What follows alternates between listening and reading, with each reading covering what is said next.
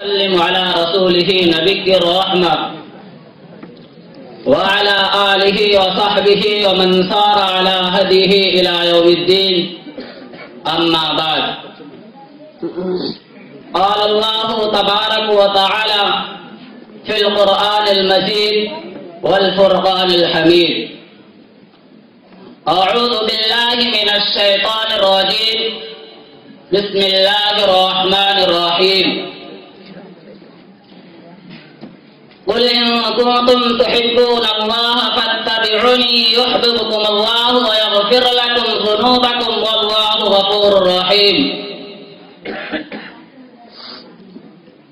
نفس کو آنچ پر اور وہ بھی عمر پر رکھنا، نفس کو آنچ پر اور وہ بھی عمر پر رکھنا بڑا محال ہے ہستی کو معتبر رکھنا. صدر محترم، حاضرین جلسہ، محبت انسان کی فطرت ہے.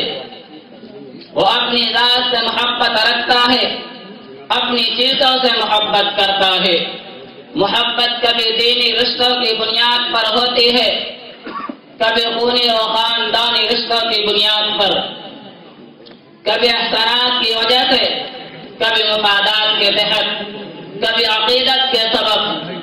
ظاہر ہے کہ جو ہمارا روحانی باپ ہو، جس سے ہمیں زندگی کا سلیقہ ملے، جس سے روح کو بالغی ملے، دل و دماغ کی نشو و نمائی ہو، ذہن کے طریقے کھلے، عقل و فکر میں گہرائی اور گہرائی پیدا ہو، سوچ جو ایک رخ اور سمت ملے، نگاہوں کے اعتبار حاصل ہو، اس سے عقیدت و محبت ہونی ہی چاہیے.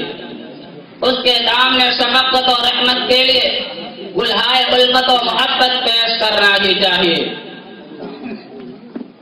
فرزندان ملت اسلامیہ، ہمیں اپنی والدین، اساتذہ اور بزرگوں سے کیوں محبت ہوتی ہے؟ اسی لیے نہ کہ ان سے محبت رکھنے میں ہمارا فائدہ ہے، وہ ہمارے محسن ہے، ہم ان کے احسانات سے دبے ہوئے ہیں. محسن کے احسان شناسی اور اس سے عقیدت و محبت انسانی فطرت کا تقاضا ہے. محسن کے سامنے خود کو کمتر سمجھنا، اس سے خوشامد کرنا، اس کی اطاعت و فرما برداری کرنا، اس کے آگے پاس سے محبت جھکا دینا، اس سے عقیدت کا مظاہرہ کرنا، خود سپردگی اور تسلیم وردہ انسان کی طبیعت اور مزاج میں داخل ہے. پھر وہ ذات جو منعم حقیقی ہو، جس کے احسانات و انعامات کا کوئی ٹھکانہ نہ ہو، حساب و کتاب نہ ہو، پدار و شمار نہ ہو، جسے نہ کوئی گن سکے نہ بتا سکے، جس کے احسانات سب پر ہو. امیر و غریب کی تقسیم نہ ہو، حاکم و محکوم کی تفریق نہ ہو، شہری دیہاتی کا امتیاز نہ ہو، عورت مرد جوان بوڑھے بچے جس کے بے قرار انعام و احسانات سے فیض یاب ہو، جس کا ابر کرم جھونپڑیوں پر بھی برسے اور بلڈنگوں پر بھی، جنگلوں پر بھی، آبادیوں پر بھی. صحرا ویرانے، شہر و آبادی جس کی نگاہ میں برابر ہو، جو بے پایان عنایات، بے انتہا لطف و کرم سے صبح و شام، دن و رات، ہر لمحہ ہر لہجہ سب کو نواز رہا ہو، جو بھوکوں کو کھانا کھلاتا ہو، ننگوں کو کپڑا پہناتا ہو، بیماروں کو شفا دیتا ہو، بے قرار کو قرار عنایت کرتا ہو، پریشان حالوں کو پریشانیوں سے نجات دیتا ہو، مجبوروں، لاچاروں، بے کسوں کا پناہ گاہ ہو، بے آسروں کا ملجا و ماوا ہو. غرض کے کسی فرد، کسی شخص، کسی انسان، کسی مخلوق کا کوئی ساتھ یا ساتھ کا کوئی حصہ جس کی عنایات سے خالی نہ ہو، اس سے ہمیں کتنی محبت ہونی چاہیے، اس کے ساتھ عقیدت کا کس قدر مظاہرہ کرنا چاہیے. کیا کوئی بتا سکتا ہے؟ کیا اس کی مقدار کوئی حساب لگا سکتا ہے؟ نہیں اور ہرگز نہیں. وہ ذات خالق الارض والسماء کی، وہ ذات احکم الحاکمین کی، وہ ذات رب کائنات کی، وہ ذات مالک الملک کی. وہ اللہ ہے، رحمان ہے، رحیم ہے، سبوح ہے، قدوس ہے، وہاب ہے، رزاق ہے، غفار ہے، ستار ہے، سمیع و بصیر ہے، عزیز و علیم ہے، کبیر و عظیم ہے، رقیب و مجیب ہے، جلیل و وکیل ہے، قادر و مقتدر ہے، مغنم و منعم ہے، حی و قیوم ہے۔ ایسی ذات سے محبت کون نہ کرے گا؟ ایسی ذات وحدہ لا شریک کو کون نہ چاہے گا؟ معدود چند دہریوں اور ملحدوں کو چھوڑیے، انہیں کون پوچھتا ہے، ان کی کون سنتا ہے، ان کی کیا اہمیت ہے؟ انسانوں کی بھاری اکثریت، بلکہ کہنا چاہیے کہ سارے انسان اپنے اپنے عقیدے کے اعتبار سے اللہ کو مانتے ہیں، اللہ سے محبت کا دعوے کرتے ہیں، کوئی دیوی دیوتوں کو پوچھ کر اظہار محبت کرتا ہے، کوئی آگ کی پرستش کر کے، کوئی مٹی کی مورتیاں بنا کر، کوئی سورج اور چاند کے آگے ماتھا ٹیک کر دعویٰ سب کا یہی ہے کہ محبت الہی کا مظاہر ہے۔ ہم انہیں پوجتے ہیں تو حقیقت میں اللہ ہی کو پوجتے ہیں، انہیں پوج کر اللہ کے احکام کی بدا آوری کرتے ہیں۔ ہمارے یہ چاہے ہمارا ہاتھ جوڑنا، ڈنڈوت کرنا، سجدہ ریز ہو جانا اسی لیے ہے، یہ سب قرب خداوندی کے راستے ہے، اس کی نزدیک کی تلاش کرنے کے ذریعے ہے۔ مشرکین کہتے ہیں وَمَا نَعْبُدُهُمْ إِلَّا لِيُقَرِّبُونَا إِلَى اللَّهِ زُلْفَىٰ إِنَّ اللَّهَ يَحْكُمُ بَيْنَهُمْ فِيمَا هُمْ فِيهِ يَخْتَلِفُونَ۔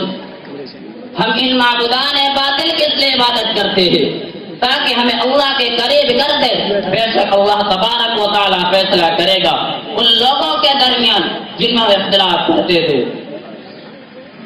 بزرگوں اور دوستوں، انسان نے اللہ سے اظہار محبت کے بہت سے طریقے ایجاد کیے اور اپنے دانش میں محبت الہی کا حق ادا کر رہا ہے، لیکن سوال یہ پیدا ہوتا ہے کہ محبت کا وہ طریقہ جو انسان نے بنایا، برتا، سمجھا اور باور کیا، اور وہ طریقہ جسے خود انسانوں کے خالق و مالک نے بتایا ہو، کیا دونوں برابر ہو سکتے ہیں؟ کیا دونوں کی ایک حیثیت دی جا سکتی ہے؟ نہیں اور ہرگز نہیں۔ انسان کا بنایا غلط، اللہ کا بنایا صحیح، انسان کا طریقہ باطل، اللہ کا طریقہ حق۔ آئیے دیکھیے اللہ تبارک و تعالیٰ اپنے محبت کے دعوے داروں کو کون سا طریقہ بتا رہا ہے۔ قُلْ إِن كُنتُمْ تُحِبُّونَ اللَّهَ فَاتَّبِعُونِي يُحْبِبْكُمُ اللَّهُ وَيَغْفِرْ لَكُمْ ذُنُوبَكُمْ وَاللَّهُ غَفُورٌ رَحِيمٌ۔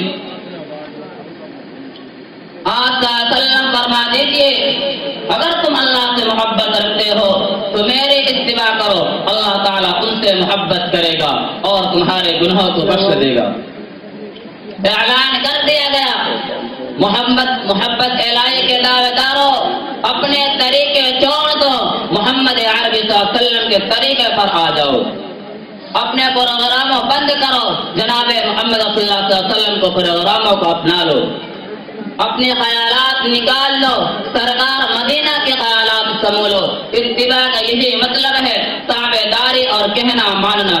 اسی کو کہتے ہیں کہ اللہ کی محبت کا حق ادا جب ہوگا جب حضور صلی اللہ علیہ وسلم کی اطاعت ہوگی۔ دنیا میں زندگی گزارنے والوں انسانوں، تم کوئی بھی ہو، محمد عربی صلی اللہ علیہ وسلم کی اتباع کرو۔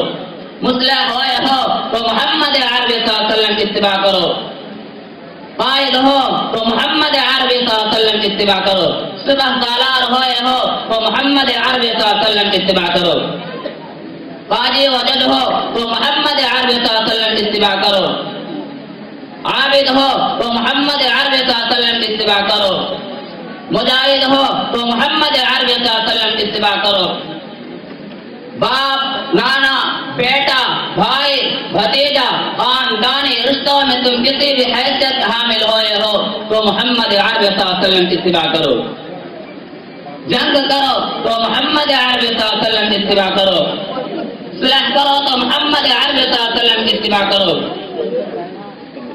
شکست سکائی ہو تو محمد عربی صلی اللہ علیہ وسلم کی اتباع کرو، فتح یاب ہوئے ہو تو محمد عربی صلی اللہ علیہ وسلم کی اتباع کرو۔ وما علينا إلا البلاغ۔